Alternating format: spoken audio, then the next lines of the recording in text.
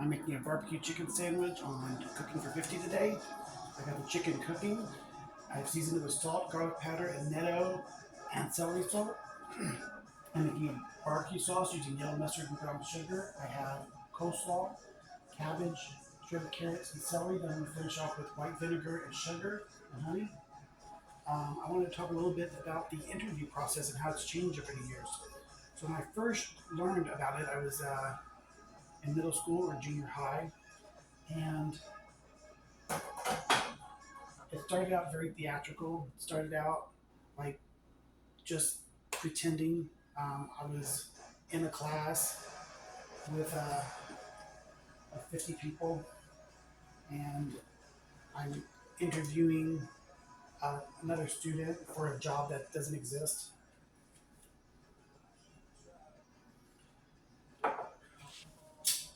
And it kind of shows you like how you would uh, take that when you get into the real world. But when you get into the real world, as I learned when I moved to Indiana, um, it's just trying to find somebody who you don't fill out a resume. You fill out like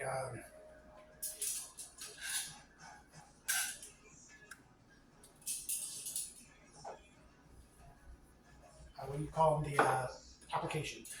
You fill out an application. It took me 3 months to find a job, and when I did, I just sat down and said, "This is my first job. Like I don't know anything. Like there was no. It was just. It wasn't like performance. It was just me looking for work."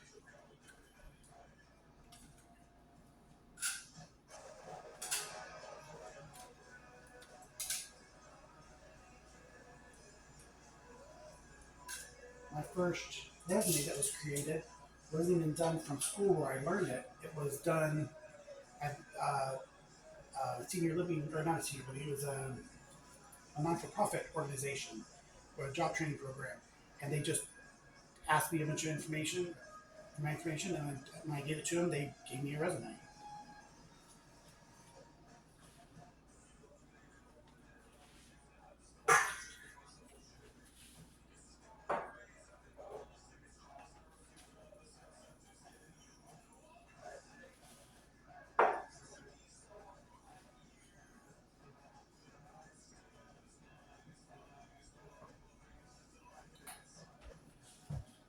I learned other ways to do the interview process too, like the STAR method, which is a situation, task, and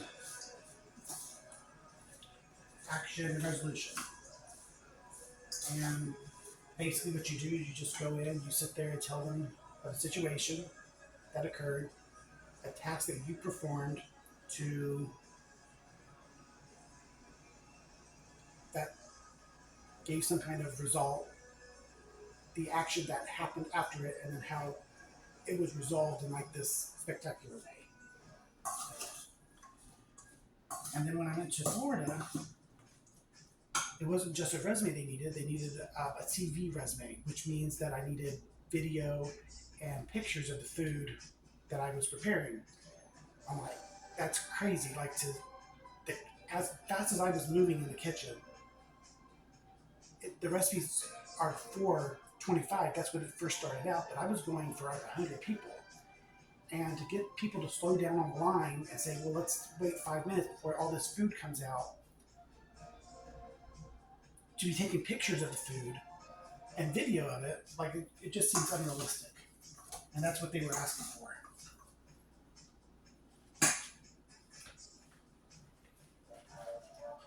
So I got the coleslaw done.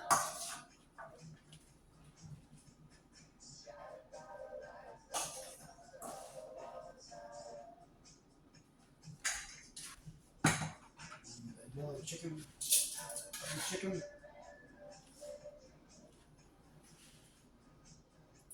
topped it with some pickles.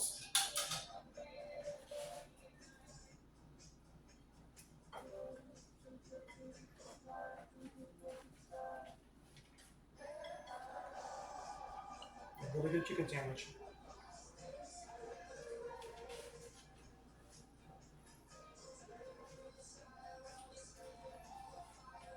So now, when I even go into an interview section,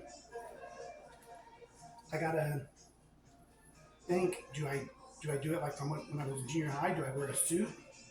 Do I do it from the perception of a chef? Like I arrive in a chef's jacket, and when I go to shake their hand, like even like I had people when I was younger just like grab my hand and just squeeze it really hard, or I get like a little old lady that just barely holds onto your hand to shake it.